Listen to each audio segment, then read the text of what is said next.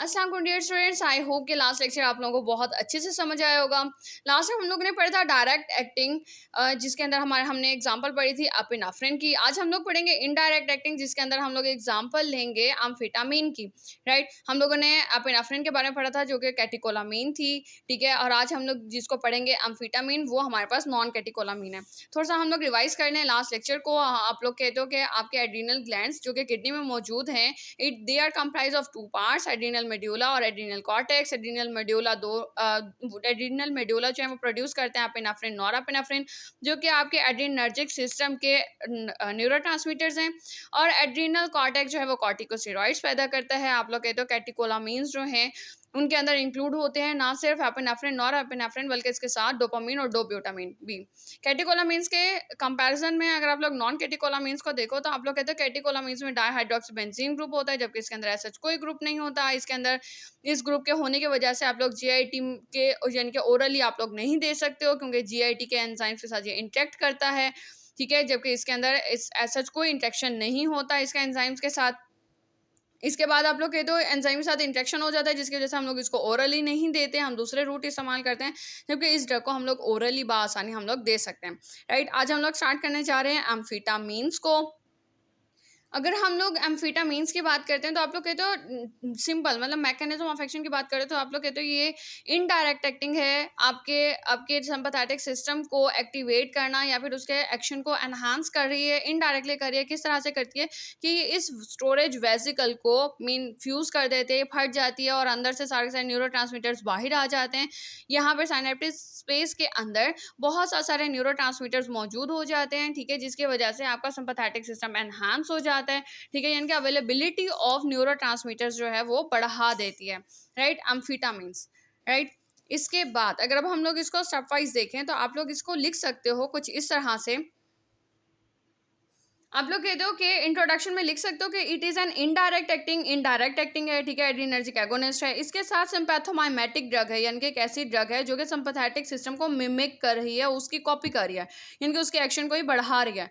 फिर ये नॉन कैटेकोलामीन यानी कि कैटेकोलामिनर्जिक ड्रग है, ये भी हम लोगों को मालूम है। अब ये कि नॉन कैटेकोलामिनर्जिक ड्रग है, यानी कि कोई भी इंट्रैक्शन नहीं होगा, तो इस वजह से हम लोग इसको कम्प्लीटली हम लोग इसको ओरली दे सकते हैं। क्यों? क्योंकि जीआईटी के जरिए ये एब्जॉर्ब हो जाती है, ठीक है, जीआईटी के जरिए ये एब्जॉर्ब हो जाएगी। इसके बाद आप लोग कहते हो it is metabolised from liver, यानी कि लीवर के जरिए मेटाबोलाइज हो जाती है, अपनी हालत को तब्दील कर लेती है, और तब्दील होने के बाद एक्सक्रीट आउट हो जाते हैं, यानी कि खारिज हो जाती है यूरिन के जरिए। फार्माकोडायनामिक्स में अगर आप लोग इसका मैकेनिज्म ऑफ एक्शन देखते हो तो आप लोग कहते हो सिंपैथेटिक एक्शन और effect on CNS and peripheral nervous system depends upon the level of catecholamines in synaptic space. यानी कि आपका जितना भी सिंपैथेटिक एक्शन है वो डिपेंड करता है किसके ऊपर, कि आपके उस साइनेप्टिक स्पेस के अंदर कितने ज़्यादा कैटेकोलामीन्स जो हैं वो मौजूद हैं। राइट, यानी कि आप लोग बात करते हो कि इस साइनेप्टिक स्पेस के अंदर कितने ज़्यादा आपकी कैटेकोलामीन्स या फिर जैसे नॉरएपिनेफ्रिन, एपिनेफ्रिन, कितने न्यूरोट्रांसमीटर्स मौजूद हैं। जितने ज़्यादा न्यूरोट्रांसमीटर्स मौजूद होंगे उतना ज़्यादा आपका सिंपैथेटिक सिस्टम जो है वो एक्टिवेट होगा, ठीक है। ये चीज़ हम लोग सब के सब जानते हैं, ठीक है। फिर आप कहते हो कि amphetamines show their effect on the CNS and PNS, यानी कि जो एम्फेटामिन्स हैं वो अपना असर दिखाती हैं सेंट्रल नर्वस सिस्टम पर भी और पेरिफेरल नर्वस सिस्टम पर भी। कैसे दिखाती हैं? कि वो रिलीज कर देती हैं इंट्रासेलुलर स्टोर्स को, यानी कि जो अंदर मौजूद वो जो हमारे पास साइनेप्टिक वेसिकल्स थी जिसके अंदर हमारे न्यूरोट्रांसमीटर महफूज थे, उनको रिलीज कर देती है, उन स्टोर्स को रिलीज कर देती है, हमारे कैटेकोलामीन्स को। और इसके साथ साथ ये इनहिबिट करती है माओ एंजाइम को कि हमारे जितने भी न्यूरोट्रांसमीटर्स हैं उनको नहीं तोड़ो, ठीक है, और उनको ऐसा से रिलीज होने दो बाहर। और as a result increased levels of catecholamines are readily present. और हमारे पास नतीजतन क्या होता है कि बहुत ज़्यादा मिकदार आपकी कैटेकोलामीन्स की मौजूद होती है, readily present in synaptic space. इस स्पेस के अंदर बहुत बड़ी मिकदार आपके न्यूरोट्रांसमीटर्स की मौजूद होती है, ताकि वो सिंपैथेटिक एक्शन को दिखा सके। राइट, इसके बाद अगेन अगर आप लोग थेराप्यूटिक एक्शंस के अंदर आप लोग लिखना चाहते हो अपने जो आप लोगों ने स्टार्ट में सिंपैथेटिक एक्शन के अंदर सिंपैथेटिक और पैरासिम्पैथेटिक एक्शन का कंपैरिजन में जो आप लोगों ने एक टेबल पढ़ा था, अगर उससे उधर से आप लोग सिंपैथेटिक सिस्टम का पूरा वो आप लोग कॉलम लिखना चाहते हो तो विद हेडिंग, यानी कि हार्ट में क्या होता है, और फिर जीआईटी में क्या होता है, रेस्पिरेटरी ट्रैक में क्या होता है, वो सब कुछ अगर आप लोग लिखना चाहते हो तो आप लोग लिख सकते हो।